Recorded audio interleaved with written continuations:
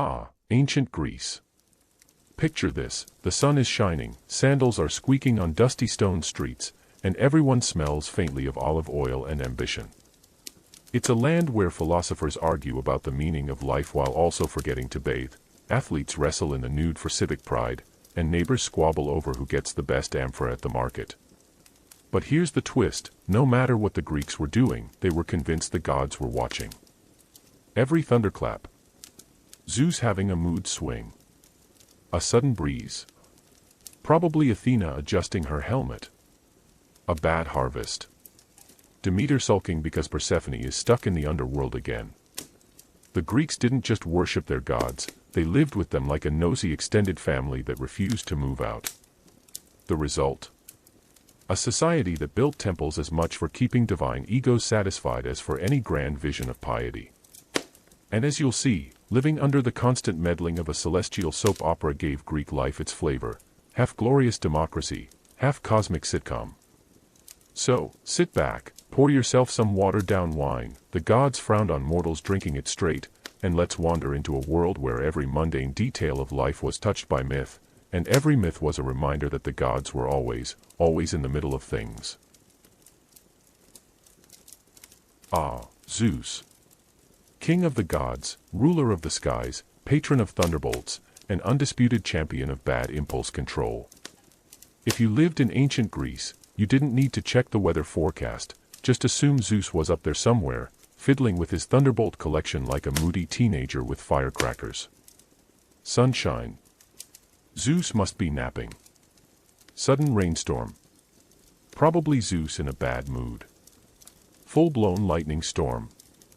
Let's just say somebody down on Earth had offended him, possibly by skipping a sacrifice or, more likely, by looking at him the wrong way. Now, the Greeks didn't just fear Zeus, they respected him. In fact, the whole concept of justice and kingship was tied to his name. He was the ultimate boss, the god who made sure the universe didn't collapse into chaos. But here's the fun part: for a king who was supposed to embody law and order, Zeus was also the most scandal-prone god on Mount Olympus. His love life reads like a gossip column that ran for several centuries straight. Swans, golden rain, bulls, if there was a weird way to seduce someone, Zeus tried it. And the humans?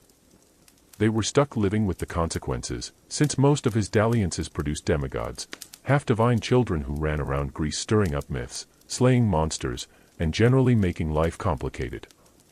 Yet despite his questionable personal habits, Zeus shaped Greek life in profound ways. His name was invoked at every oath, every political assembly, every major decision. Need to swear loyalty? Do it before Zeus. Hosting the Olympics? Better dedicate them to Zeus. Planning a sneaky rebellion? Good luck. Zeus was the cosmic whistleblower, always ready with a lightning bolt for traitors. He wasn't just a god, he was the Greek explanation for authority itself.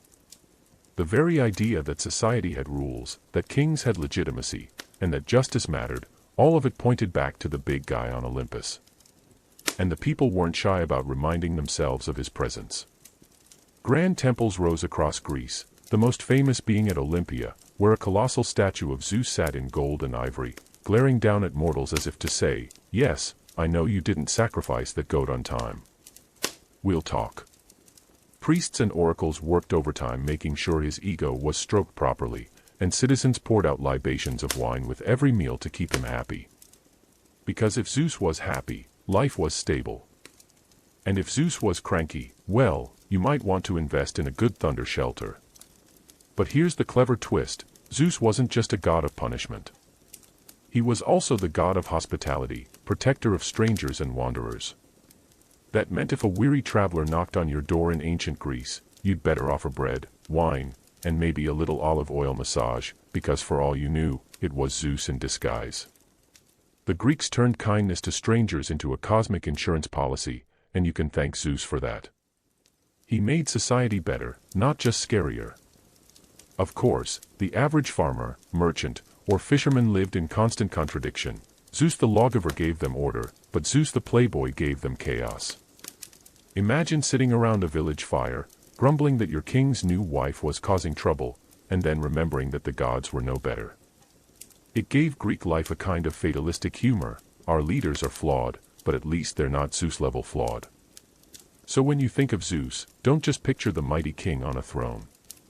Picture him as part weather app, part law enforcement, part gossip column, and part cosmic dad, booming voice, unpredictable temper, and all. The Greeks didn't just worship him, they lived with him like a distant but unavoidable landlord. If society held together, it was because Zeus kept watch. If society fell apart, it was because he got distracted by his next crush.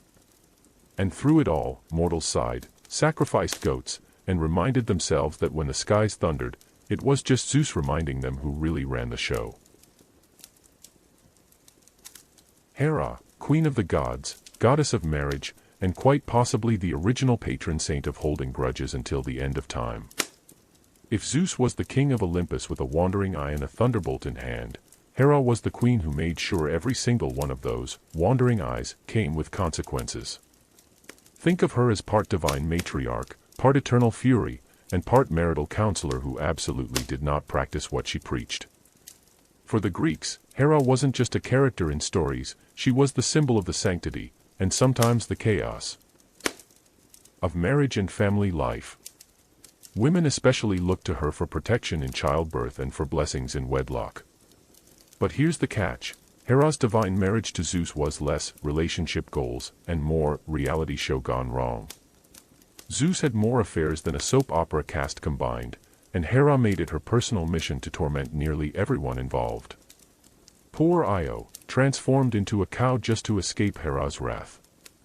Poor Heracles, hounded from birth by Hera's scheme simply because Zeus couldn't keep his divine trousers on. In many myths, Hera doesn't come across as warm or gentle, but that was exactly the point. She was a reminder that the bonds of family and loyalty were sacred, and betrayal had cosmic consequences. In everyday Greek life, Hera's influence stretched wide. At Samos and Argos, massive temples were dedicated to her, where women prayed for fertility, safe childbirth, and successful marriages. Festivals like the Heraea celebrated her with athletic competitions for women, something almost unheard of in the male-dominated Greek world. Through these rituals, Hera gave structure to how society thought about family roles and obligations. The message was clear: yes, marriages were messy, but under Hera's watch, they were also sacred. Of course, the Greeks also found humor in her endless feuds with Zeus. Around the hearth, people would laugh at the myths where the Queen of Heaven tied her husband up in revenge or recruited other gods in elaborate schemes to humble him. To the Greeks, these stories weren't just entertainment, they were a way of coping with their own marital frustrations, raising eyebrows at divine drama while secretly saying, well, at least my spouse isn't Zeus. So Hera was more than just the angry goddess in the myths. She was a divine mirror for the institution of marriage itself, full of love, loyalty, conflict, and more than a little drama. She was the goddess who reminded mortals that family life was complicated, but also that it mattered deeply. She embodied both the pain and the power of relationships. And while her temper might terrify, her presence gave women in particular a sense of solidarity. They could look to her and think, if even the queen of the gods struggles with her husband, maybe my problems aren't so bad. So as you lie back and drift towards sleep, picture Hera on her golden throne, crown shining, eyes narrowed in eternal suspicion of Zeus's whereabouts. She is regal, formidable, and perhaps a little exhausting, but to the Greeks, she was indispensable. For without Hera, there was no marriage, no family, and no reminder that even the gods were caught up in the same tangled web of love, loyalty, and occasional passive-aggressive vengeance as the mortals who worshipped them. Poseidon, lord of the sea, shaker of the earth, and eternal grudge holder with a trident sharper than your neighbor's tongue at the marketplace. If Zeus was the thunderbolt dad of Olympus, Poseidon was the salty uncle who lived down by the ocean, always moody, always wet, and always a little too eager to remind everyone that, yes, earthquakes were his doing. To the ancient Greeks, Poseidon wasn't just another god, he was the explanation for why your fishing nets came back empty, why your boat capsized in a storm, and why your city occasionally crumbled into rubble. For sailors and fishermen, Poseidon was a terrifying necessity. Before setting sail, they poured out libations and sacrificed animals to keep him calm. Forgetting to do so was basically asking for your ship to be redecorated as a seafloor attraction. Fishermen prayed for his favor, knowing full well that the same God who gave them a good catch one day might send a sea monster the next. And when you think about it, it makes sense. Poseidon was the embodiment of the sea itself, beautiful, bountiful, but also unpredictable and downright terrifying. Of course, Poseidon's resume didn't stop at controlling the waves. He was also known as the Earthshaker, the cause of earthquakes that rattled Greek cities. Imagine sitting down to enjoy your olives and bread, only for the ground to start trembling. You wouldn't call it a tectonic plate, you'd say, "Oh, Poseidon's in a bad mood again." He was a god of both prosperity and destruction, which meant you worshipped him out of both gratitude and sheer terror. And then there were Poseidon's grudges. He once competed with Athena to become the patron of Athens. He struck the ground with his trident and made a saltwater spring gush forth. Athena, ever the practical goddess, offered the olive tree, food, oil, wood, and profit. The people chose Athena, and Poseidon never forgot it. Every storm that battered Athenian shores came with the salty aftertaste of his eternal bitterness. The Greeks told these stories not just as myths, but as a way to explain why some cities prospered and others suffered Poseidon's wrath. The god's personal life wasn't exactly smooth sailing either. He fathered a host of children, from heroes like Theseus to monstrous offspring like the Cyclops Polyphemus. These children weren't just family drama, they were plot devices in countless myths. Odysseus, for instance, had the bad luck of blinding Polyphemus, which meant Poseidon made the poor man's return trip from Troy a 10-year nightmare. In Greek storytelling, if a journey dragged on or disaster struck, it was often because Poseidon had taken things personally. Despite all this chaos, the Greeks honored Poseidon with massive temples and lavish festivals. At the Isthmian Games in Corinth, athletes competed in his honor, proving that even a god who drowned ships liked a good sports day. Worshippers brought sacrifices, built shrines by the sea, and even created little altars in fishing villages. Poseidon may have been dangerous, but he was also essential, a reminder that life near the sea required both courage and humility. So, who was Poseidon to the Greeks? He was the god who made them respect the ocean, the one who kept their cities trembling with earthquakes, and the moody deity whose grudges echoed for generations. To live in Greece was to live with the sea, and to live with the sea was to live under Poseidon's trident. As you rest tonight, imagine the rolling waves against the cliffs of a Greek island, the scent of salt in the air, and the steady rumble of Poseidon somewhere beneath the surface, sometimes benevolent, sometimes furious, but always present. The Greeks knew that to love the sea was to fear it, and to worship Poseidon was to acknowledge both. Athena. Goddess of wisdom, patron of strategy, master of logic, and the divine embodiment of, actually, let me explain why you're wrong. If Zeus was the thunder-happy dad of Olympus and Poseidon the salty uncle of the seas, Athena was the older sister who always did her homework, always won arguments, and somehow convinced everyone that she was right, because, inconveniently, she usually was. The Greeks adored Athena because she wasn't just about brains, she was about practical smarts. She was the goddess of weaving, of architecture, of good planning, and, yes, of war, but the kind of war you actually had a chance of winning. Where Ares charged in swinging his sword like a toddler with a stick, Athena preferred to map out strategy, check the supply lines, and casually invent siege towers while she was at it. She was brains and brawn, and the Greeks loved her for it. Her myths reflected her reputation. Take her birth. Zeus swallowed his pregnant lover Metis, don't ask, he thought it was a clever way to avoid being overthrown. Later, Zeus got one of his infamous headaches, and crack. Out sprang Athena, fully grown, fully armored, and already rolling her eyes at the incompetence around her. Talk about a dramatic entrance. From that moment, Athena represented reason emerging out of chaos, order springing from disorder, and the Greeks leaned on that image whenever life got complicated. Athena wasn't just worshipped in temples, she was the very identity of Athens, the city named after her after she won a contest with Poseidon. He offered the Athenians a saltwater spring. She gave them the olive tree. One produced briny water, The other produced oil, food, wood, wealth, and trade. The people voted for her gift, and Poseidon sulked for eternity.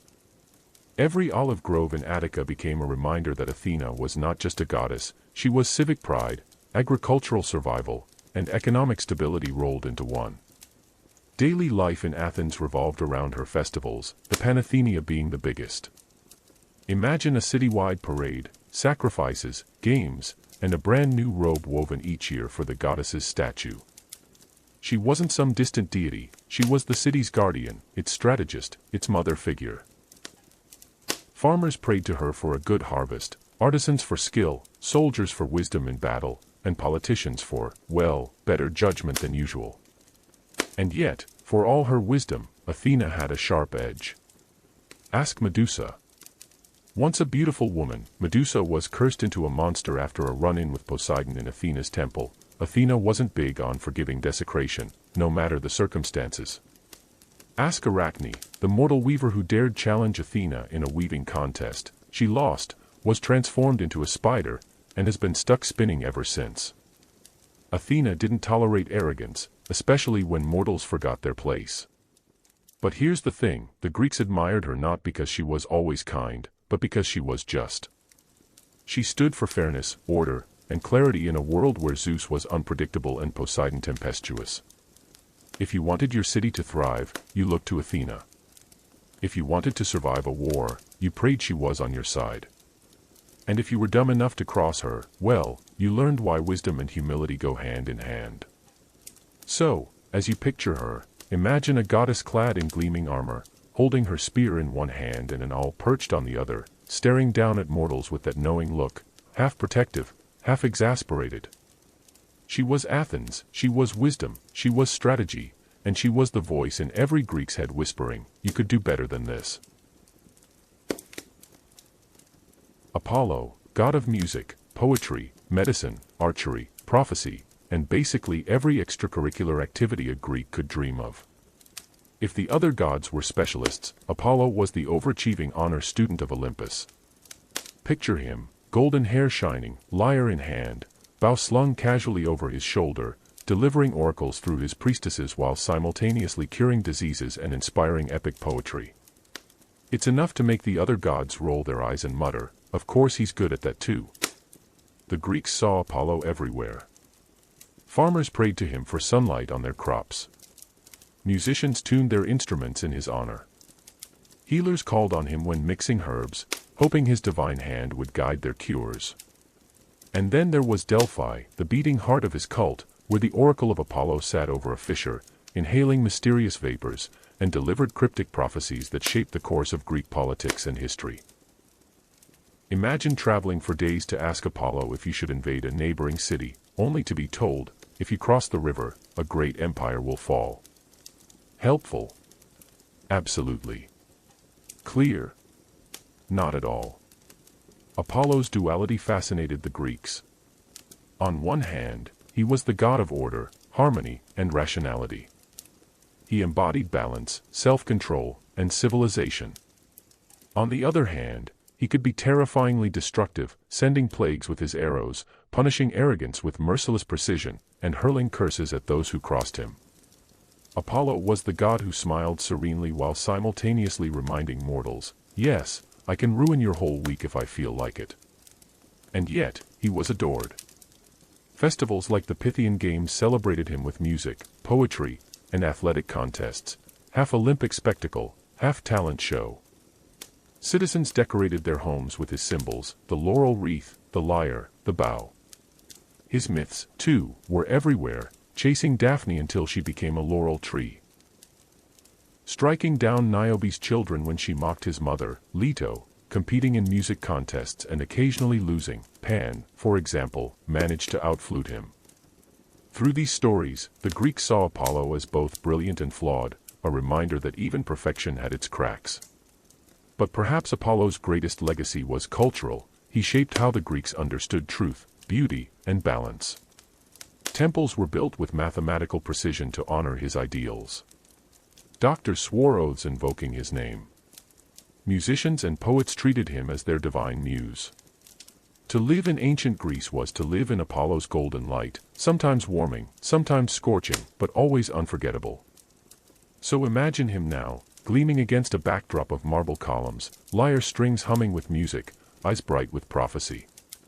Apollo was more than a god. He was an ideal, the dream of harmony, knowledge, and beauty that the Greeks chased, even knowing they'd never fully catch it. Artemis. Huntress, moon goddess, protector of women, and possibly the only Olympian who would rather spend a weekend camping in the woods than dealing with Mount Olympus drama. If Apollo was the polished overachiever, Artemis was his twin sister, fiercely independent and utterly uninterested in small talk.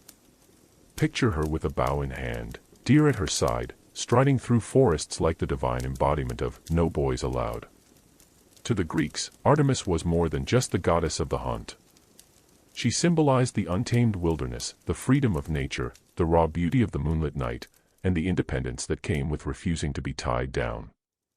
Young women prayed to her for protection, mothers invoked her in childbirth, and hunters asked for a blessing before setting out. She was the guardian of thresholds, from girlhood to womanhood, from civilization to the wild. But Artemis was also, well, let's call her uncompromising. Cross her, and you'd regret it. Actaeon found out the hard way. He stumbled upon her bathing, and she turned him into a stag, promptly torn apart by his own hounds.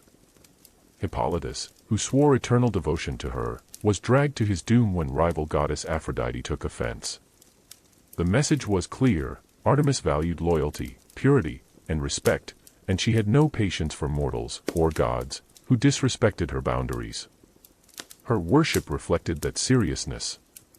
At Broron, girls took part in rituals where they played the bear for Artemis, symbolizing the transition from wild childhood to civilized adulthood. Festivals like the Artemisia honored her with processions, sacrifices, and dedications. She embodied both protection and danger, nurturing yet fierce, comforting yet terrifying. Artemis also revealed the Greeks' fascination with balance. She represented the opposite side of Apollo's coin. He ruled daylight and civilization, she ruled moonlight and wilderness. Together they symbolized harmony, yet Artemis often reminded mortals that wildness had its own kind of wisdom. So imagine her now, standing beneath the stars, bow drawn, eyes sharp, surrounded by the quiet of the forest. Artemis wasn't about indulgence or charm. She was about integrity, freedom, and the reminder that nature was not to be tamed. For the Greeks, she was both a protector and a warning: honor the wild, respect the boundaries, and never assume the goddess of the hunt is someone you can trifle with. Aphrodite, the goddess of love, beauty, passion, and the eternal chaos that comes when mortals mistake infatuation for wisdom. If Athena was the goddess who made sure you thought things through, Aphrodite was the goddess who made sure you threw caution out the window the moment someone attractive walked by. She wasn't just a goddess to the Greeks. She was the explanation for every crush, every awkward romantic triangle, every jealous feud, and every poem scribbled on wax tablets by lovesick shepherds. Let's start with her birth, which is about as dramatic as a myth can get. In one version, Aphrodite rose from the sea foam, fully formed and dazzling, after Cronus tossed Uranus's severed bits into the ocean. Yes, the Greeks never shied away from making their myths memorable. In another version, she was the daughter of Zeus and Dion, which was more polite but far less interesting. Either way, when Aphrodite stepped onto the scene, even the gods were stunned. Flowers bloomed where she walked, doves cooed around her, and suddenly every immortal and mortal had hearts in their eyes. But Aphrodite wasn't just beauty, she was power. To the Greeks, love wasn't some gentle, optional pastime. It was a force that could topple kingdoms, drive heroes to madness, and inspire wars. Just ask Paris of Troy. When he judged Aphrodite as the fairest goddess in a contest against Hera and Athena, she rewarded him with the love of Helen, queen of Sparta. Cue the Trojan War, thousands of deaths, and centuries of epic poetry. That's Aphrodite's influence in a nutshell: one smile, one promise, and entire civilizations were set ablaze. Yet she was also worshipped tenderly. In Corinth, her temples overflowed with offerings, and her priestesses represented her presence on earth. Lovers prayed to her for passion, married couples for fertility, and sailors for safe journeys. Love and the sea always went hand in hand. Festivals in her honor celebrated beauty, desire, and the bonds between people, proving that Aphrodite's domain was not just lust but also connection and companionship. Still, the myths paint her as both enchanting and dangerous. She helped lovers find each other, but she also sparked jealousy and heartbreak. She was married to Hephaestus but carried on affairs with Ares, the god of war. Because nothing says romance like sneaking around with someone whose idea of foreplay is sharpening his sword. Their affair became infamous when Hephaestus trapped them in a net for all the gods to see, a myth that the Greeks no doubt retold with both laughter and sympathy for anyone who'd ever been caught in messy love triangles. And here's the clever part: Aphrodite's influence seeped into daily Greek life. Women prayed to her for beauty and charm, men for success in courtship, and artists for inspiration. Every mirror polished, every poem recited, every garland woven had her touch. She was the goddess who reminded mortals that love could elevate them to greatness, or reduce them to fools. Often both at once. So as you imagine Aphrodite, see her rising from the waves, hair glittering with sea spray, smile both comforting and terrifying. She was the goddess of love, but love in Greek culture was never simple. It was joy, it was madness, it was war, and it was everything in between. For the Greeks, Aphrodite wasn't just the reason for butterflies in the stomach, she was the force that made the world spin, the spark that toppled kings, and the eternal reminder that beauty has teeth. Ares. Oh, Ares. The god of war, the patron of bloodlust, the Olympian embodiment of, hold my wine and watch this. If Athena represented strategy, order, and clever battle plans, Ares was war at its most chaotic, raw aggression, fists flying, armor clanging, and no thought beyond, hit it harder. To the Greeks, he was both terrifying and, frankly, a little embarrassing. On the battlefield, Ares was everything the Greeks respected about bravery and everything they dreaded about recklessness. He didn't plan, he charged. He didn't strategize, he smashed. Soldiers prayed to him before battle because, well, you really wanted the god of war on your side. But they also kept him at arm's length, because worshipping Ares was like inviting chaos itself into your home. Temples to him were surprisingly rare compared to Athena's, a little nod from the Greeks that they preferred brains with their brawn. And yet, Ares was essential to their worldview. War wasn't occasional for the Greeks, it was constant. City-states squabbled like siblings fighting over toys, and Ares embodied that relentless struggle. He was the excuse and the explanation. If your neighbor's spear went through your shield, that was Ares at work. Mythically, Ares was the comic relief of Olympus as often as he was its menace. Remember his affair with Aphrodite? Hephaestus caught them in a golden net, leaving Ares exposed in the most undignified way possible, literally. Or his repeated humiliations at the hands of Athena, who beat him in battles, proving that brains always trump brute force. Even mortals occasionally bested him, showing that his rage didn't always guarantee victory. Still, he had his moments of terrifying grandeur. When he strode onto the battlefield in myth, the earth shook, warriors trembled, and even gods hesitated. His sons, Phobos, fear, and Deimos, terror, followed him, and his chariot was pulled by man-eating horses. Subtlety was not his thing. Daily Greek life acknowledged Ares with a mix of respect and side-eye. He represented the unavoidable truth that life involved conflict. Farmers prayed to him not to start wars, but to keep them safe if their fields became battlegrounds. Leaders invoked his name when justifying military campaigns, though secretly they probably wished Athena was leading the charge instead. So, Ares wasn't beloved. He wasn't admired like Apollo or Athena. But he was necessary, because the Greeks knew that war wasn't noble or clean. It was ugly, messy, and often absurd, exactly like Ares himself.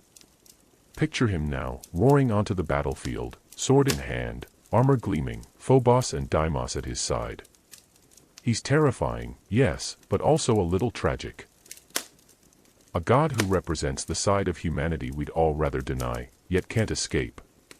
To the Greeks, Ares was both a warning and a mirror, passion without reason, fury without purpose, the storm you hope to avoid but sometimes can't. Ah, Dionysus, the god of wine, theater, revelry, and every bad decision ever made after midnight. If Ares was the storm of battle and Athena the calm of strategy, Dionysus was the chaos of a wine-soaked festival where someone inevitably climbed a statue and declared themselves immortal. The Greeks adored him not because he was orderly or sensible, but because he wasn't. He was the god who reminded mortals that life wasn't all farming, fighting, and arguing in the agora. You needed a little madness, too. Dionysus's origin story was fittingly messy. Born from an affair between Zeus and the mortal Semele, his life began with drama. Hera, forever suspicious, tricked Semele into demanding that Zeus reveal himself in full divine glory. Spoiler: mortals can't survive a god's true form. Semele perished, but Zeus rescued the unborn Dionysus by sewing him into his thigh. That's right, Dionysus was literally the only god to be born twice, once from a mortal mother, and again from his father's leg. If that doesn't set you up for a life of being delightfully unorthodox, nothing will. Worship of Dionysus was unlike that of any other god.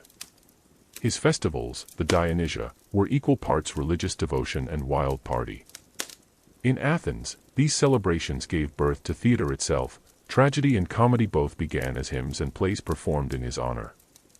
The Greeks didn't just drink wine for him, they invented drama for him. And if you've ever watched a play spiral into chaos before someone delivers a moving monologue about fate, you can thank Dionysus for inspiring the whole concept. But Dionysus wasn't only about joy. His myths often veered into terrifying territory. Those who rejected him, like King Pentheus of Thebes, ended up meeting grisly fates. Pentheus mocked Dionysus's cult and tried to ban his rites.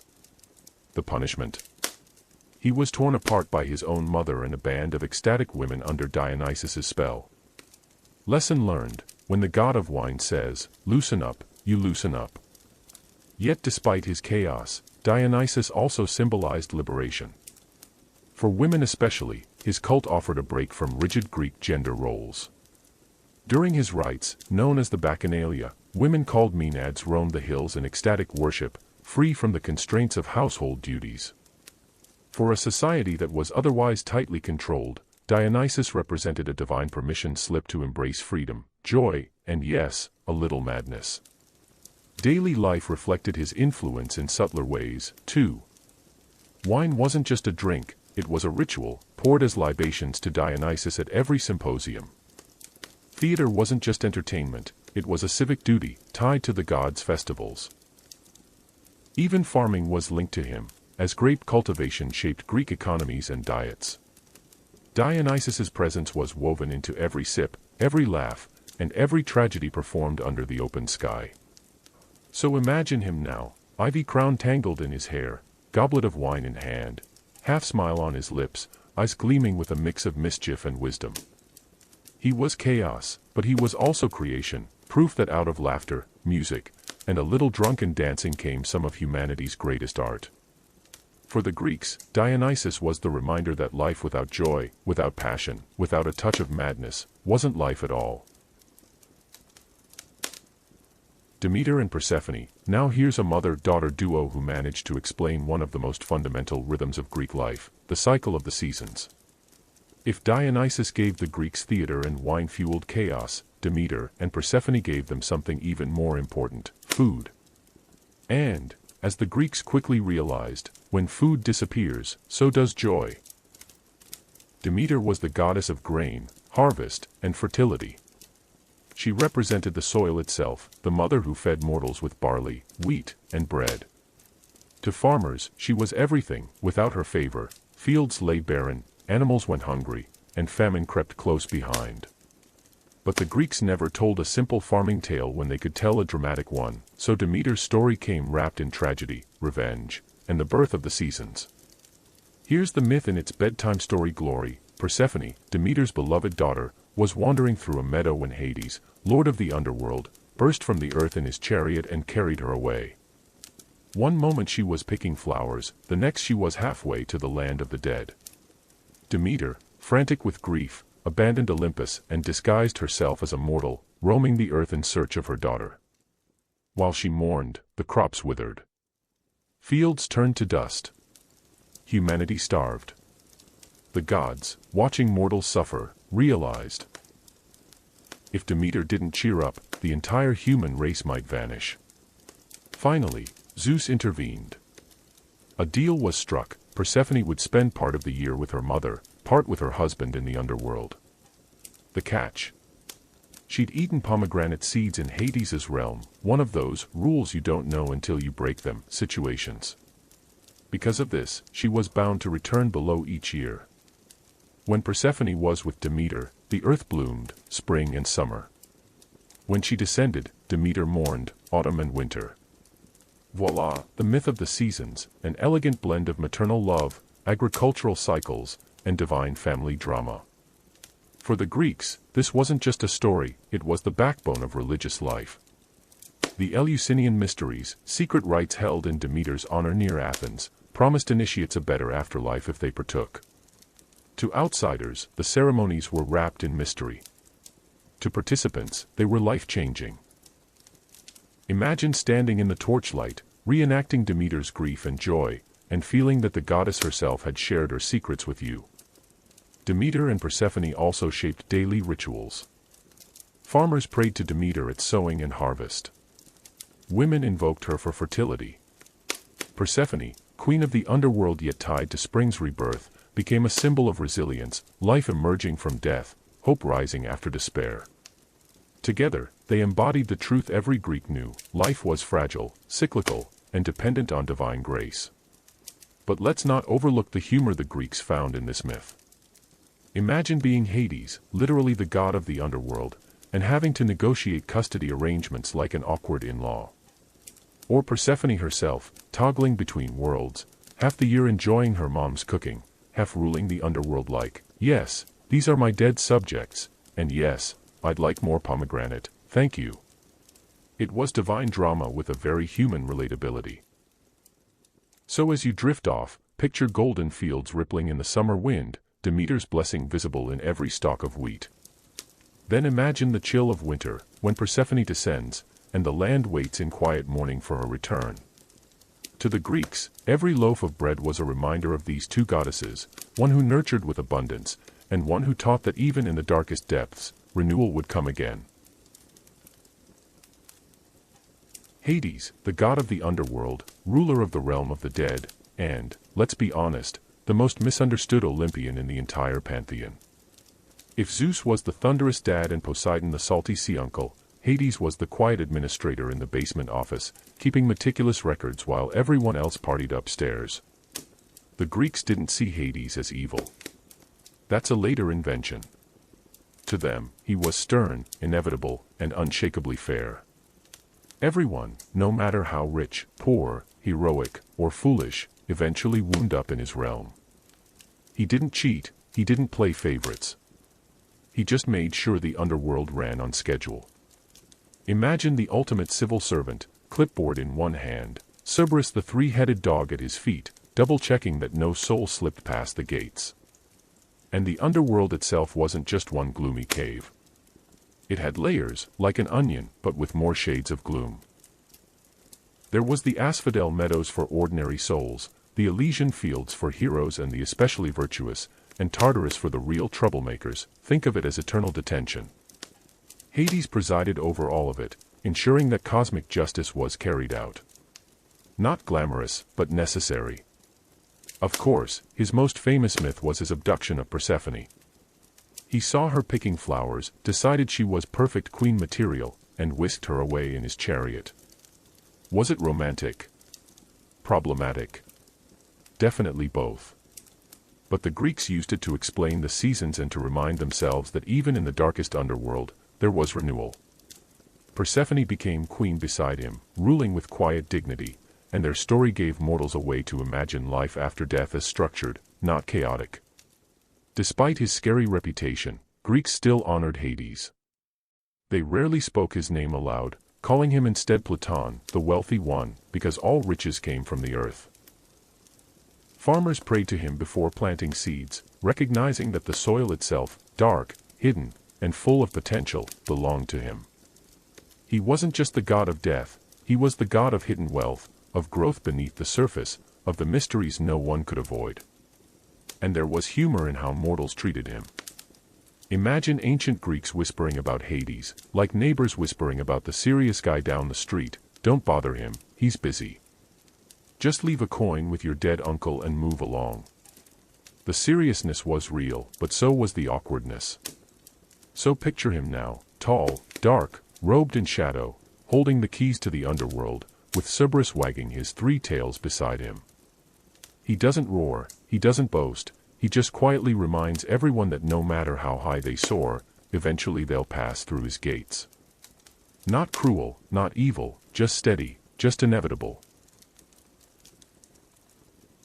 Hermes. The trickster, the messenger, the god of travelers, thieves, merchants, and anyone who has ever said, "Don't worry, I can talk my way out of this."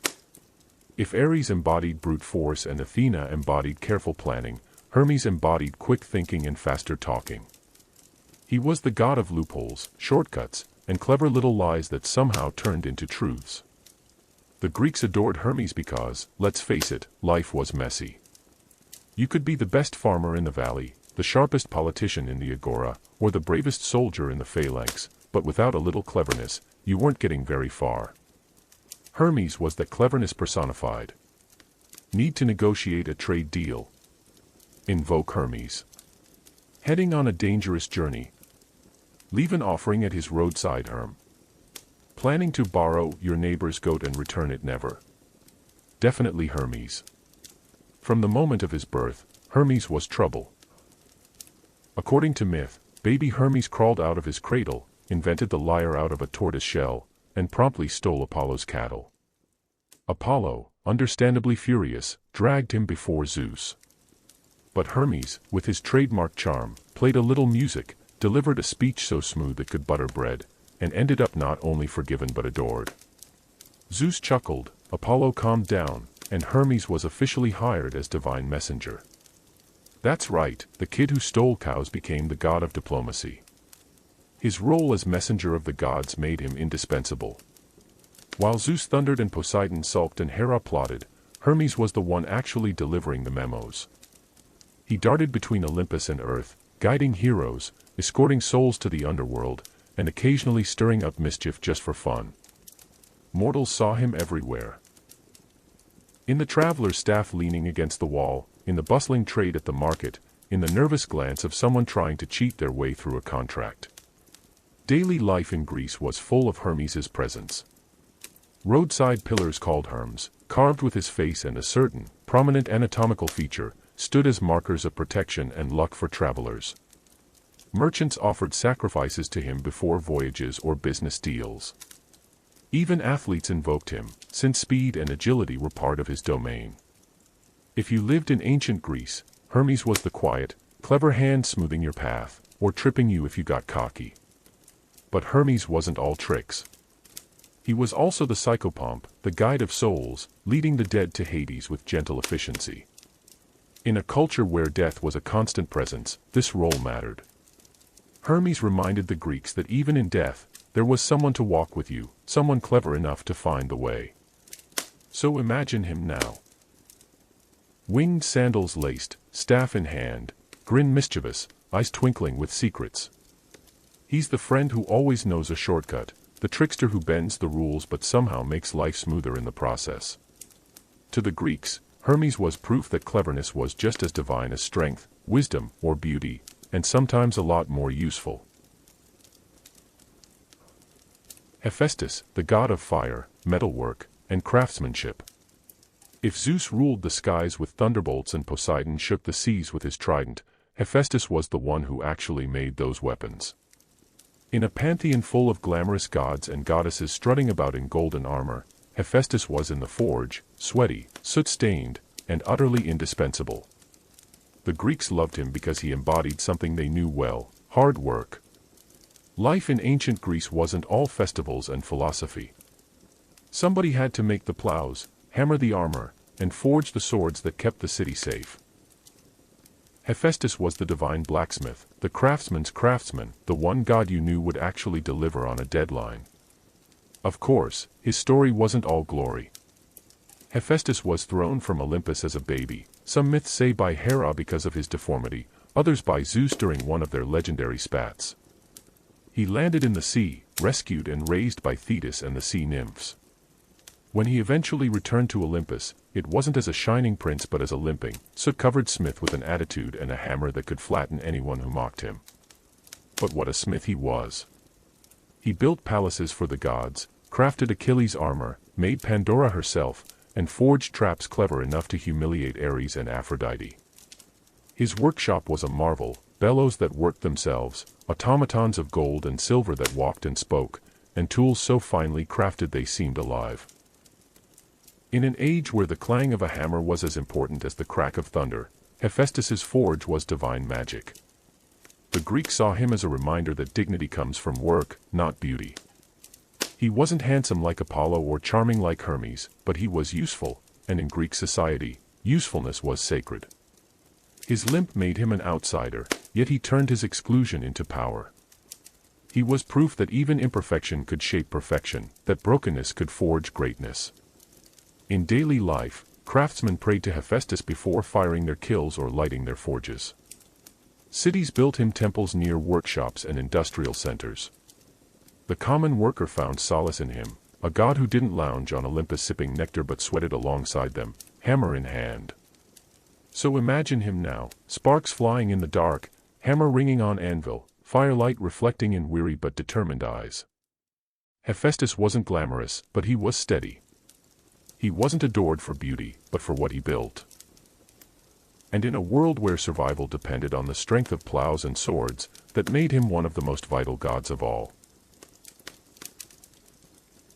Everyday life in ancient Greece, it wasn't all philosophers in flowing robes, or gods dropping by to meddle in your love life. Most of the time, it was farmers worrying about goats, women juggling weaving with prayers to Demeter, and merchants arguing over whether their olives were really worth the extra drachma. The divine may have ruled Olympus, but mortals had to figure out how to survive under the Mediterranean sun with a diet that was basically bread, olive oil, and whatever fish you can catch if Poseidon's in a good mood. Picture it, dawn breaks, and a Greek farmer heads out to the fields, tunic hitched up, sandals dusty, muttering a quick offering to Demeter or Zeus so the weather behaves.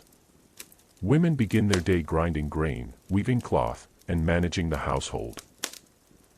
Though every task is peppered with little prayers, because you never knew which god might be peeking in. Kids play games with knucklebones, sometimes imitating warriors, sometimes just annoying their parents. And everywhere, from the grand agora of Athens to the tiniest village, people gossip. Who's stolen whose donkey? Who skipped offering at the temple last week? Did you hear about Hermes helping the neighbor misplace a few coins? Life was simple but never dull. Religion seeped into everything. Festivals were the glue of society, turning hard work into community joy. The Panathenaea in Athens honored Athena with races, music, and sacrifices, while smaller towns hosted feasts for Dionysus, which often spiraled into drunken karaoke sessions before karaoke was even invented. Even politics felt divine. The assembly in Athens opened with prayers, as if the gods might cast their votes too. And oh, the food. Forget banquets of excess. Most Greeks ate humble meals of bread, figs, olives, cheese, and maybe a splash of wine, always watered down, because only barbarians drank it straight. Meat was rare, usually reserved for sacrifices, so most households made do with lentils and vegetables. Yet despite the simplicity, meals were communal, filled with chatter, storytelling, and a sense that every bite was blessed by Demeter and Dionysus. In short, everyday Greek life was a juggling act, farming, weaving, trading, raising children, keeping the gods happy, and occasionally arguing in the agora about whether democracy should include you. The gods loomed over it all, sometimes protective, sometimes meddling, always present. For the Greeks, living was never just surviving.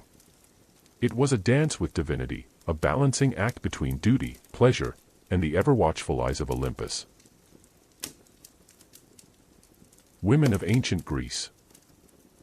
their daily lives, their roles, and, most importantly, the way they navigated a world shaped by gods, laws, and traditions. If the last chapter painted a picture of Greek life as a whole, this one zooms in on the women, who lived at the crossroads of duty, restriction, and divine example. On the surface, women in Greece often had limited rights compared to men. In places like Athens, their lives were mostly confined to the home, weaving, child-rearing, preparing food, and managing the household. Athenian women couldn't vote, own property independently, or participate in politics.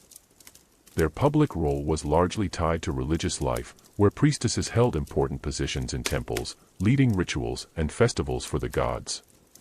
Religion, in fact, gave women their most visible platform, with festivals like the Thesmophoria, an event just for women, honoring Demeter and Persephone, blending fertility, community, and a healthy dose of gossip.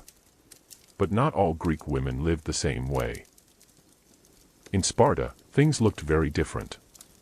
Spartan women trained physically, ran households while men were at war, and owned land.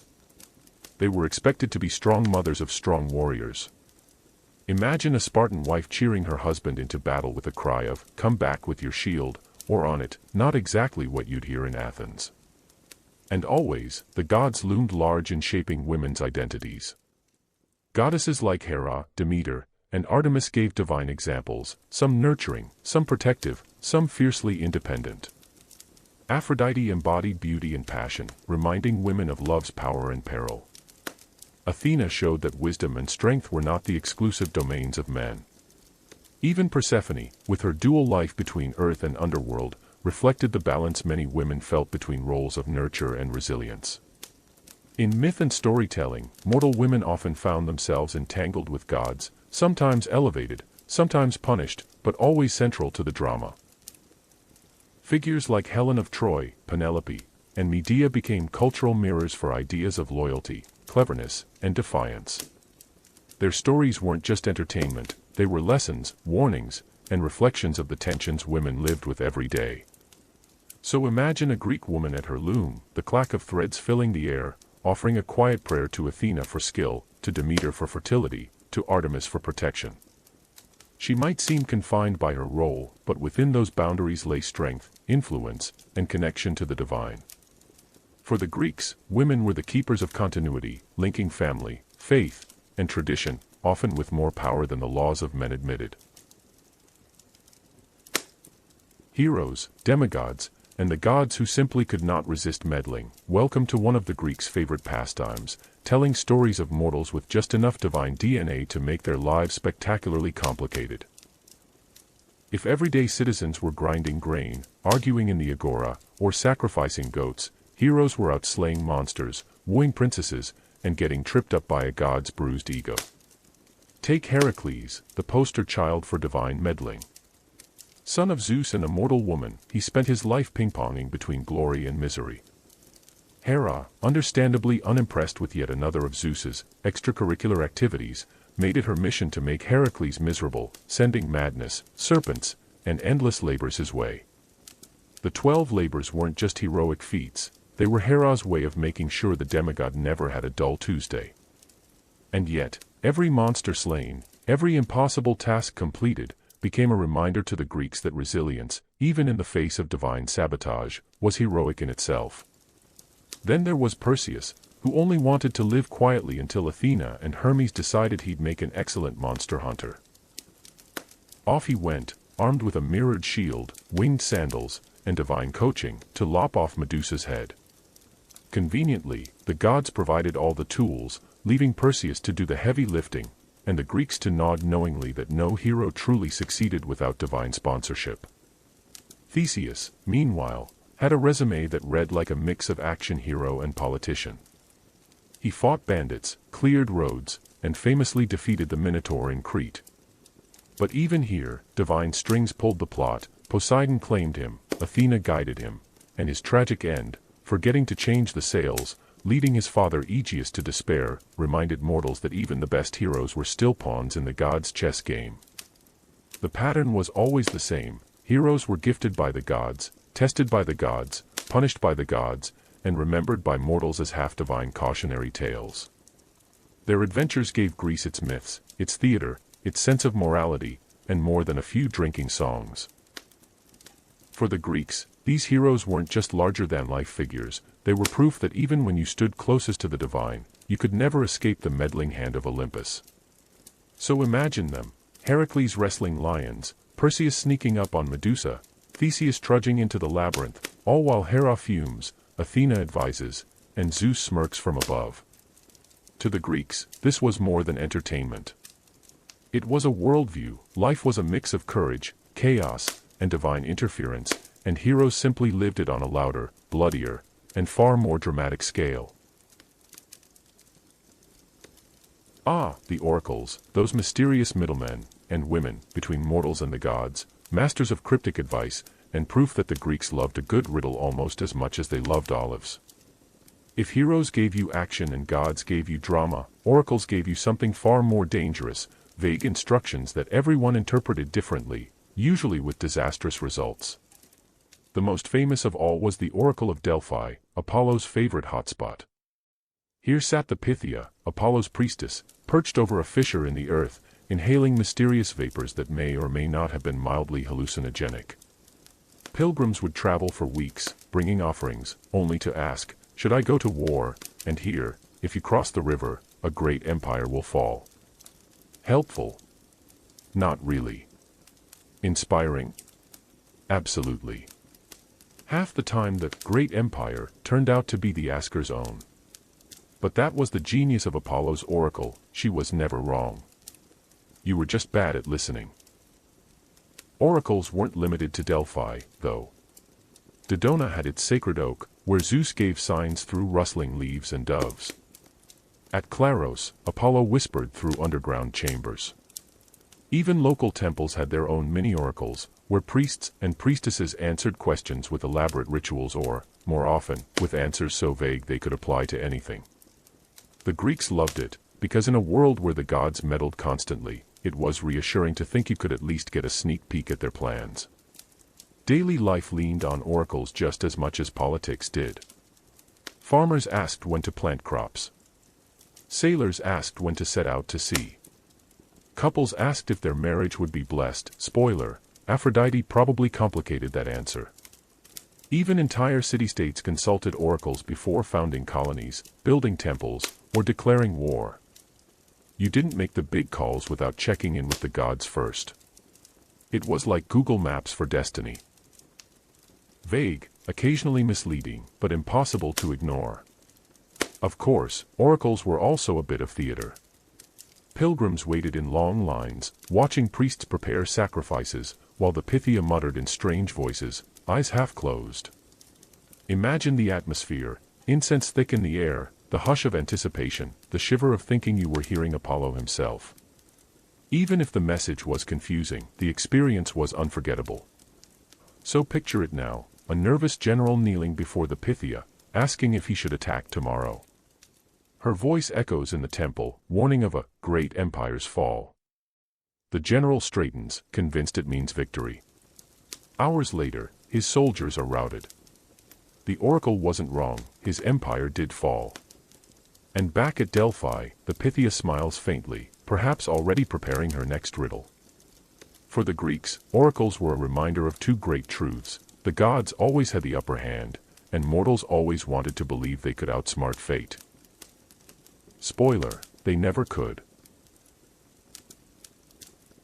Festivals, feasts, and the gods as the ultimate VIP guests. Welcome to the part of Greek life that makes you realize, yes, the Greeks worked hard, fought hard, and argued endlessly in the agora, but oh, did they know how to throw a party. And unlike modern celebrations where you politely send an invitation, in Greece the gods were automatically on the guest list. If you forgot to honor them, let's just say the wine might turn sour, the crops might wither, or Zeus might toss a lightning bolt through your tent. Every city-state had its own festival calendar, and each was packed with processions, sacrifices, sporting competitions, plays, and more feasting than your average diet of olives and barley could normally allow.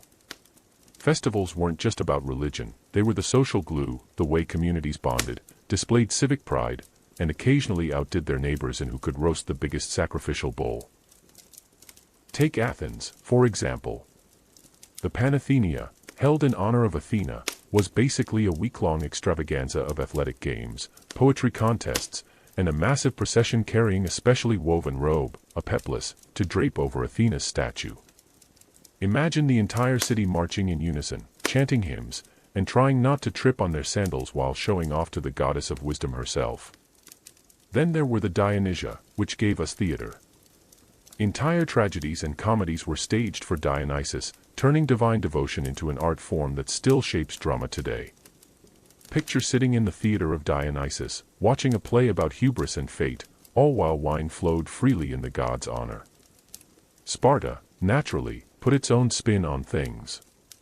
Their festivals leaned heavily toward military contests, with displays of endurance and discipline.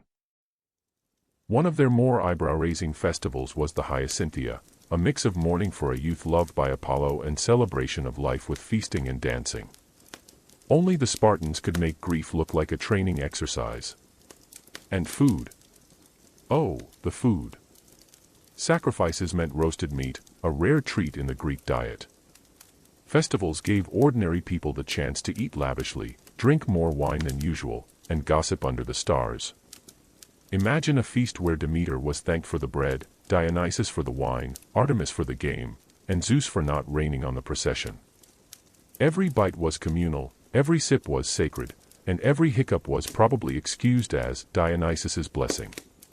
What's striking is how the gods weren't distant in these moments. They were treated like honored guests, sometimes even sharing in the meals through the smoke of the sacrifices. The Greeks believed that in honoring the gods with joy, they kept balance in the world. Festivals weren't frivolous. They were necessary. They turned devotion into joy, survival into celebration, and divine presence into something you could dance to. So as you picture it, the streets of Athens alive with music, torches blazing in the night, the smell of roasted meat drifting through the air, laughter echoing, and statues of the gods draped in garlands. For the Greeks, festivals were proof that life wasn't just toil and tragedy. It was also joy, community, and the chance to celebrate with the gods themselves looking on, nodding in approval, or maybe just waiting for their share of the wine. And so, we come to the legacy of the Greek gods, the part of the story where the curtain falls on temples, sacrifices, and daily prayers, but the actors never actually leave the stage. Because here's the twist, the gods of Olympus never really disappeared. They outlived the farmers who prayed to Demeter, the sailors who begged Poseidon for calm seas, and even the philosophers who raised eyebrows at Zeus's scandals. They slipped quietly from temples into stories, then into art, and eventually into our imaginations, where they still live today. When Greece fell to Rome, the gods simply rebranded. Zeus became Jupiter, Hera became Juno, Aphrodite became Venus, and so on. The names changed, but the myths remained, because you don't just toss out a good thunderbolt story. The Romans carried them across their empire, ensuring that from Britain to Egypt, everyone knew the tales of Heracles, now Hercules, Apollo, and the rest of the divine crew. Even after Christianity rose and temples crumbled, the gods found sneaky ways to stick around. Their statues were admired as works of art. Their myths became lessons in literature, moral tales, or juicy entertainment. Medieval scholars copied down Homer and Hesiod, even if they didn't quite believe in Zeus anymore. Renaissance painters and poets dusted off the old stories, turning Aphrodite into Venus on seashells and Athena into a symbol of wisdom for new generations. And today? Well, let's just say the gods are more alive than ever. They live in movies, novels, comics, and bedtime stories. Poseidon still makes waves, Athena still inspires strategy, and Dionysus still rules every party that gets out of hand. Even the quirks we laugh at, the grudges, the affairs, the thunderous tantrums, make them feel more human than divine, more like us than distant beings. For the Greeks, the gods explained everything from storms to love affairs. For us, they're windows into how a brilliant, funny, and flawed civilization understood itself.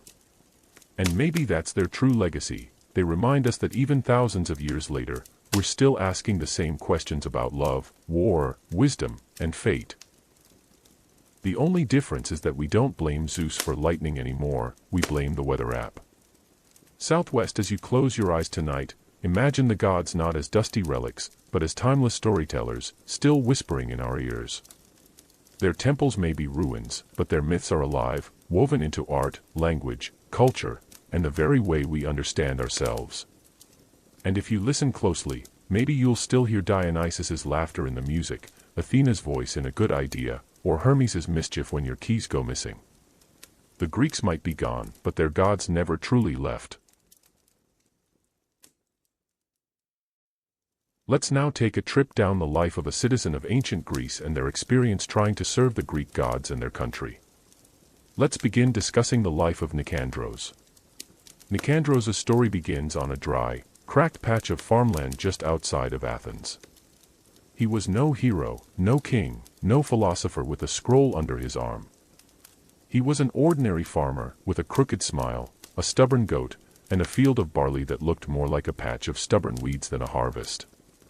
Every year, he prayed to Demeter for a good crop. Every year, he poured a little wine for Dionysus, just to be safe. But this year was different. The rains had stopped, the soil was brittle, and when he looked up at the sky, he swore he saw Zeus peering down from Olympus with that smug, thunderbolt-ready grin. "Ah," Nicandros muttered, kicking a rock, "I've done something to offend them again." He tried to remember if he had missed a sacrifice. Had he forgotten the incense at the last festival? Had he watered down his wine too much before offering it to the gods? Or worse, had he secretly cursed under his breath at Hera while arguing with his wife? Everyone knew Hera had ears everywhere, especially when it came to marriage squabbles. His neighbors weren't much help. One old man told him Zeus was probably angry that Nicandros hadn't sacrificed a ram last spring. Another whispered that Poseidon, forever salty about Athena winning Athens, might be punishing the whole city. A young woman suggested Artemis was upset that he had hunted a hare last month without saying a prayer first. In Greece, there was never just one god to blame, there was a whole pantheon, each with their own grudges and petty rivalries. So Nicandros did what any sensible Greek citizen would do when confronted with divine displeasure: he panicked. He piled bread on the family altar, poured oil onto the fire until it smoked, and muttered prayers so long that even the goat grew tired of listening. His wife, rolling her eyes, reminded him that sacrifices were supposed to be meaningful, not desperate. "The gods don't like whining," she said, handing him another loaf to burn. But Nicandros couldn't shake the feeling that his troubles had only just begun. If Zeus was truly angry, lightning could strike his fields. If Demeter had turned her back, no grain would grow. And if Hera was listening, well, he didn't even want to think about that. The gods weren't distant to Nicandros, they were neighbors with very bad tempers, and he was just the unlucky mortal caught between their feuds. And so, under the hot Mediterranean sun, with dust on his sandals and worry in his heart, Nicandros set out to find a way to please them. He would pray harder, sacrifice bigger, and if need be, travel to an oracle to get a straight answer from Apollo himself, though straight answers weren't exactly Apollo's specialty.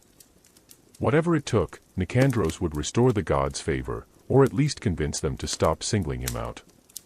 Little did he know, this was only the beginning of his long, absurd, and occasionally wine-soaked journey to appease Olympus. Nicandros decided that if anyone could solve his farming woes, it was Demeter, the goddess of grain, harvest, and all things edible. After all, she was the one responsible for wheat sprouting, barley ripening, and bread baking. If his crops had withered, surely it was because he had failed to make her happy. So he went all out. No more half-hearted offerings of bread crusts and olive pits. This time, he prepared a full sacrifice worthy of the goddess herself. He swept the family altar until it gleamed. He brought out his best jug of olive oil, the one he usually saved for special occasions. His wife, skeptical, handed him a basket of figs and muttered, "Don't forget to say thank you properly this time. The gods like manners." Nicandros also considered offering his most stubborn goat. The goat, sensing danger, gave him a look that said, "Over my dead body." He decided perhaps bread and fruit would suffice. Demeter was about fertility, after all, not goat stew. With neighbors gathering to watch, because nothing in Greece happened without at least 3 people gossiping about it, Nicandros began the ritual. He poured wine onto the flames, muttering prayers for rain and fertility. He laid bread on the altar, figs on a plate, and promised to dedicate his next harvest entirely to Demeter if she would just, please, make the crops grow again. The fire crackled. Smoke curled upward. For a moment, Nicandros thought he saw shapes in the air, a sheaf of wheat, a golden ear of barley. He nearly cheered. Maybe Demeter was listening. But then the smoke shifted, and the bread caught fire in a blaze that made the neighbors gasp. One woman whispered, clearly, he's angered her further. Another man muttered, or maybe he forgot to water down the wine. Demeter hates when mortals waste good vintage. Nicandros flailed, trying to salvage the offering. He burned his fingers, dropped the figs, and tripped over the goat, who had wandered into the altar circle as if to mock him. The ritual ended with scorched bread, smoke in everyone's eyes, and Nicandros sprawled in the dirt, coughing prayers. His wife sighed. Well, she said dryly, if Demeter doesn't bless us for sincerity, maybe she'll at least laugh at your performance. But Nicandros wasn't laughing. If Demeter had ignored him, that meant his troubles weren't over. He would need to seek bigger answers, answers only the gods themselves could provide through an oracle. Apollo's priestess at Delphi, it seemed, would be his next stop. And so, after scraping the ashes from his hair and promising the goat that it was safe for now, Nicandros resolved to make the long trek to Delphi. Perhaps Apollo would give him clarity. Or, knowing Apollo, perhaps he would hand him a riddle that caused more confusion than comfort. Either way, Nicandros had no choice. Pleasing the gods was a journey, and he was only just beginning to stumble down its rocky road.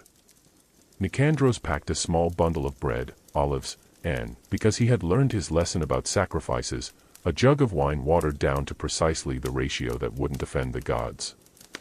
Then, with sandals strapped tight and his stubborn goat left firmly at home, he set out for Delphi. The road was long, winding through hills and olive groves, past shrines where travelers stopped to leave offerings to Hermes for safe passage. Nicandros did the same, muttering, Hermes, guide my feet, and keep bandits from guiding my purse.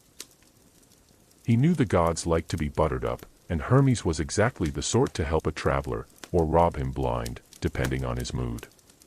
When he finally reached Delphi, the sight nearly took his breath away. The sanctuary of Apollo sat nestled beneath Mount Parnassus, gleaming in the sun, surrounded by temples, treasuries, and pilgrims bustling with nervous energy. People had come from across Greece, each carrying questions heavy enough to bow their shoulders, kings deciding wars, merchants gambling on trade routes, farmers like Nicandros praying for a little less divine mischief in their lives. At the heart of it all was the temple of Apollo, where the Pythia, the oracle herself, sat upon her tripod over a fissure in the earth. Nicandros had heard the stories, how she inhaled vapors from deep below, how Apollo's spirit filled her body, how her voice echoed with words that weren't hers but his. It was thrilling, and a little terrifying, to think he'd soon be speaking with the god of prophecy, even if indirectly. When his turn came, Nicandros stepped forward, clutching his jug of wine. He bowed low, offered it at the altar, and asked the question that had plagued him for weeks. Lord Apollo, what must I do to please the gods and bring fertility back to my land? The Pythia swayed, her eyes half closed, her voice low and strange as she spoke. The earth is weary, the heavens divided. Walk the path of the wise, but beware the fool's gift. What you seek lies not in the field, but in the feast. And then she fell silent. Nicandros blinked. The priests ushered him out gently, reminding him that the oracle had spoken, and it was up to him to interpret. Not in the field, but in the feast, he muttered on his way down the steps. Does that mean I should host a banquet? Or avoid one? Walk the path of the wise, but whose path is that? And the fool's gift, what fool? Which gift? He rubbed his temples. By the gods, I think Apollo just told me to be confused. Still, he couldn't shake a feeling of excitement. It wasn't every day that a mortal got divine advice, even if it came in riddles. Whatever the answer was, it seemed his fate now lay not with his plow, but with something grander, stranger, and very likely more humiliating.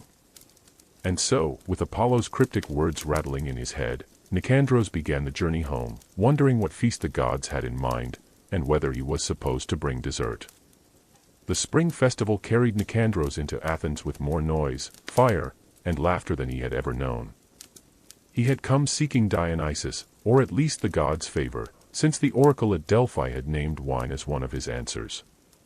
From the moment he entered the gates, the streets seemed alive in a way his farm never was. Music spun from flutes and drums, children with ivy crowns skipped among the crowds, and men shouted blessings as they carried jars of wine large enough to drown a goat. Someone pressed a clay cup into his hand before he could resist. The wine burned down his throat, heavier and richer than anything he had tasted. He was swept along with the crowd into the great theater carved into the hillside, thousands of voices surging around him as actors performed tragedies that tore at the heart and comedies so bold they mocked kings, farmers, and even gods. Nicandros laughed, he groaned, he nearly wept. For the first time, he felt that devotion might be something shared, joy as much as sacrifice. Night fell and with it came frenzy. Torches lit the streets while dancers stamped and howled, calling on Dionysus with goatskin cloaks and wild eyes. Nicandros was dragged into their circle. He danced until the earth spun, until the fire nearly caught his tunic, until laughter and fear blurred together. At the edge of the crowd later, swaying against a wall, he felt the air change. A youth appeared beside him, ivy in his hair, his eyes glittering with something otherworldly. "You sought me," the figure said with a smile that was both kind and cruel. Nicandros fell to his knees, stammering, "Lord Dionysus, if I have pleased you," but the youth only laughed, a laugh that echoed through the street. To laugh, to dance, that is the gift. Do not think devotion is only solemn. And then the figure vanished, leaving ivy leaves scattered at Nicandros' feet. He woke at dawn sprawled on temple steps, his head pounding, his mouth parched. Yet his chest felt lighter. The oracle's riddle spoke also of waves, and though he dreaded the sea, he knew now where his path must take him. He left the city and made for the coast. The Aegean shimmered deceptively calm as he paid a fisherman for passage across narrow waters. At first, the journey was gentle. But when the shore disappeared behind him, the sky darkened. The wind screamed as though it carried anger itself, and waves rose so high they threatened to swallow the boat whole. Nicandros clung to the side, praying aloud. "Lord Poseidon, I am only a farmer. I mean no insult." The sea did not care. The waves crashed down, drenching him to the bone, the boat tossed like a toy. The fisherman shouted over the storm, "Appease him. Throw something." Nicandros had nothing, no gold, no offering but the figs still in his pouch. With trembling hands, he cast them into the raging water. For a heartbeat, the sea paused. Then came a single wave, vast as a mountain, that lifted the boat high before lowering it into calmer swells. The storm broke apart as quickly as it had begun. Nicandros gasped for breath, certain he had brushed against Poseidon's fury.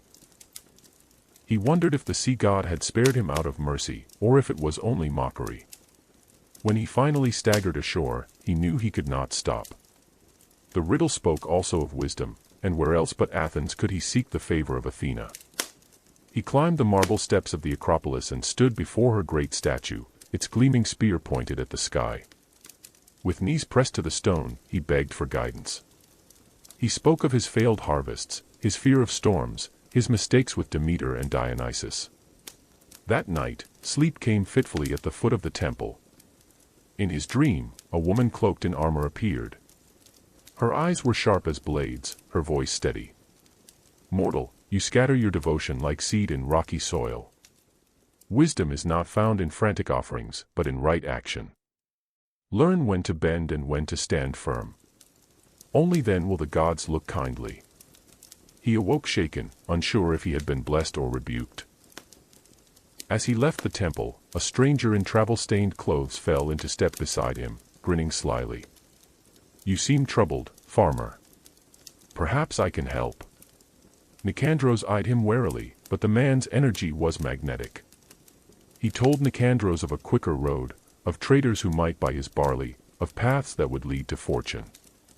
Yet each shortcut ended in mishap: an overturned cart, a stolen purse, a merchant who cheated him of what little he had. Only when the stranger vanished as suddenly as he had arrived did Nicandros realize who it had been.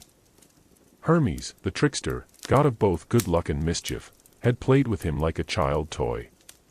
He laughed bitterly, then more softly. Even misfortune was the attention of the gods, he told himself. And perhaps that was a kind of favor too. But rumors spread quickly among mortals, and soon whispers of his strange luck reached places he wished they hadn't. Hera, queen of the heavens, heard of a farmer who stumbled into encounters with gods as if by chance. Suspicion stirred in her heart, sharp as jealousy always was. And Nicandros, poor fool, did not yet know that when Hera turned her gaze upon a mortal, life grew complicated in ways no offering could soothe. Nicandros returned to his village thinking perhaps he had learned enough to mend his harvests. But soon he felt the weight of unseen eyes. His wife grew distant, his children quarreled, his neighbors whispered that the gods seemed unusually interested in him. He suspected Hera's hand, though he dared not name her aloud. Small comforts slipped from him one by one: his ox fell ill, his store jars cracked, and the bread burned no matter how carefully it was baked. He tried to appease her with honey cakes and prayers for his marriage, but Hera was not a goddess who forgave easily. Fleeing the unease of his household, Nicandros turned to the wilderness. One night beneath the pines, far from the chatter of men, he knelt and prayed to Artemis. The forest grew still, the moon silvered every branch, and he felt the cool clarity of her presence. When a stag stepped into the clearing, its eyes meeting his for a long moment before vanishing, Nicandros understood the silence as her reply: respect what is wild, take only what is needed, and do not mistake dominion for devotion. He left the grove humbled, his heart quieter. But peace never lingered.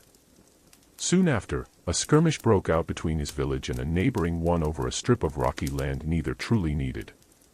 Nicandros was drawn into it against his will, a spear thrust into his hand though he had never trained for war. On the field, he saw men strike down friends as easily as strangers, rage and fear twisting their faces. He tried to fight, but the spear grew heavy, and his legs froze when a neighbor collapsed at his side. In the chaos, he felt the cold gaze of Ares, not triumphant but grim. When the dust settled, the land remained barren, the men broken, and Nicandros understood that glory was never the god's gift, only blood. Exhausted, he collapsed in sleep the next night and dreamed himself wandering down a dark road. The air was thick, the earth silent, and a pale ferryman waited at the water's edge. Charon's hollow eyes pierced him, and without knowing how, Nicandros found himself crossing the black river into the realm of Hades. Shades drifted around him, whispering of lives cut short, of ambitions never realized. He trembled, realizing how small he was and how brief his days. From the shadows, a voice spoke, calm and unyielding: do not waste the time given, mortal. You cannot bargain forever. When he awoke, the weight of mortality pressed on him heavier than any god's wrath. Not long after, temptation found him. A woman from another village, her hair dark as olives and her voice gentle as flowing water, crossed his path. She smiled at him with a warmth that dulled his griefs, and he felt the pull of Aphrodite's hand guiding his heart. Desire warred with loyalty to his wife, who already looked at him with suspicion sown by Hera's meddling. For days he battled himself, torn between duty and longing. In the end, he turned away, but the ache lingered, a lesson in how love could uplift or destroy depending on the choices of mortals and the whims of the goddess. Spring came, and with it Persephone returned from the underworld. Nicandros joined his neighbors in the festival that celebrated her ascent. As flowers burst from the earth, he felt renewal stir in his chest too. Life could wither, but it could also return, and perhaps this cycle was itself a divine gift. In those days he found solace in work, shaping tools, and mending plows. The hammer and anvil became companions, and he whispered thanks to Hephaestus for showing that even a farmer could find pride in craftsmanship. One summer, he joined a great sacrifice in Athens. The crowd pressed around the altar, the air thick with smoke and the smell of blood. As the priest raised the blade, Nicandros felt the weight of devotion, how a community bound itself together not only in fear but in hope. It was no longer his private struggle but the work of many hearts, many hands, seeking divine favor. Yet mortals are judged as much by each other as by the gods. When disputes rose in the agora, Nicandros found himself accused of shirking duties, of inviting trouble with his endless journeys.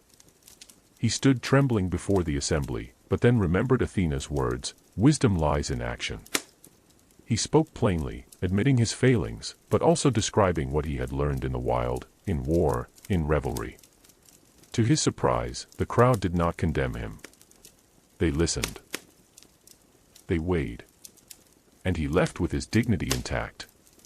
That night he drank again in honor of Dionysus, and in the haze of wine he felt laughter swell inside him so powerfully it was almost divine. He thought perhaps this was what the god meant when he had whispered, "Devotion is not only solemn." Years later, he traveled to Olympia to witness the games. There he saw men from every corner of Greece gathered under Zeus' gaze, competing not for survival but for honor. The sight filled him with awe. Zeus, he realized, was not only the wielder of thunder but the binder of mortals into one people through contest and spectacle. At last, weary and aged, Nicandros returned to his farm. He walked among his barley and olives, not lush but sufficient, and lifted his final prayer. It was not a plea for wealth, nor a demand for favor, but a simple offering of gratitude for the years he had been granted, the lessons woven by gods and mortals alike. No thunder cracked, no vision came. Yet in the stillness he felt something settle within him, the quiet dignity of a mortal life, foolish and reverent. Nicandros' final years unfolded more gently than the turmoil of his youth, yet the gods still lingered in every shadow, every harvest, every silence between the rustling of olive branches.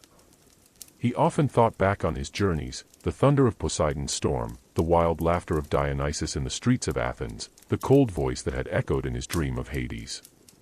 They lived within him now, not as distant and terrible figures upon Olympus but as presences folded into the rhythms of his life.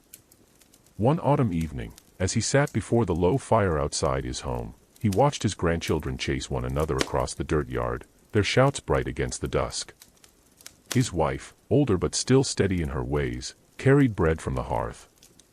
The sight struck him deeply. The gods had not given him riches, nor had they cursed him utterly. Instead, they had granted him endurance, the space to stumble and rise again, and the strange honor of having touched their attention. That, he realized, was more than most mortals could claim. He found himself speaking aloud though no one else was near enough to hear. He thanked Demeter for every loaf, Dionysus for every laugh, Athena for the courage to stand before men, Artemis for the silent lessons of the woods, Poseidon even for the storm that had not drowned him. He named each god, and with each name he felt some weight lift, as though all the wandering and striving had been a long prayer finally reaching its end. That night he dreamed once more. He stood in a vast field, not his own farm but one larger than the eye could measure, golden grain waving beneath a sky lit by stars that pulsed like living fire.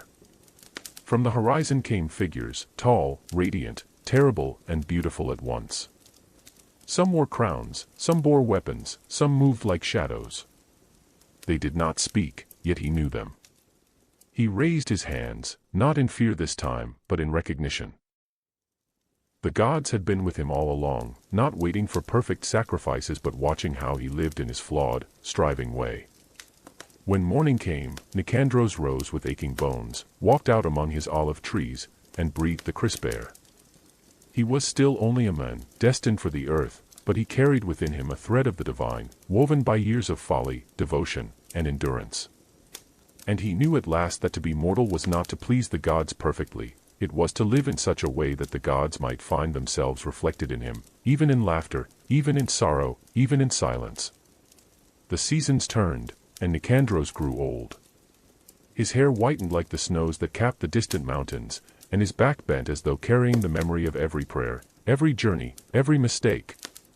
Yet there was still a steadiness in him, the kind that comes only after a lifetime of being struck down and standing again.